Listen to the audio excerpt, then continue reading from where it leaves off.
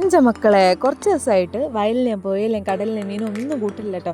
കാരണം എന്താണെന്ന് എല്ലാവർക്കും അറിയാലോ, നവമിക്കായിരുന്നല്ലോ. പക്ഷെ എവിടെ ദിവസവും മീനുണ്ടാവും കേട്ടോ. കാരണം എന്താണെന്ന് വെച്ചിട്ടുണ്ടെങ്കിൽ എൻ്റെ അച്ഛന് ഈ വ്രതം എടുക്കുക എന്ന് പറയുന്ന കാര്യത്തിനോടൊന്നും തീരെ താല്പര്യമില്ലാത്തൊരു വ്യക്തിയാണ് കേട്ടോ. ഇന്ന് അച്ഛൻ പിടിച്ചോണ്ട് വന്ന മീനാട്ടോ ഇത്.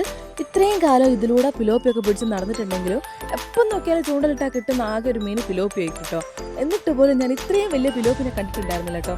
അത്രയും വലിയ പിലോപ്പിനെയാണ് അച്ഛൻ പിടിച്ചോണ്ട് വരുന്നത്. അച്ഛൻ മീൻ കൊണ്ടുവരലു 4 എണ്ണം കൂടെ ഓടി വന്നിട്ടോ. അങ്ങനെ അത് വട്ടേച്ചിരുന്നു. പിന്നെ അതിലേക്ക് നോക്കിക്കലായിട്ടോ. പൂച്ച മീൻ മുറിക്കുന്നോട്ട് കുത്തിക്കുന്ന മാതിരി.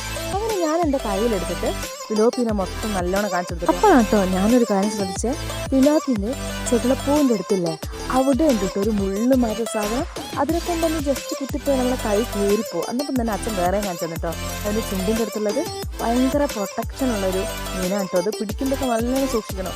4 സൈഡിൽ മുള്ളുണ്ട്. നോക്കിക്കഴിഞ്ഞ ശേഷം എല്ലാത്തിനെയും കൂടെ അച്ഛൻ ആ ടാങ്ക് കൊണ്ടിട്ട് കേട്ടോ.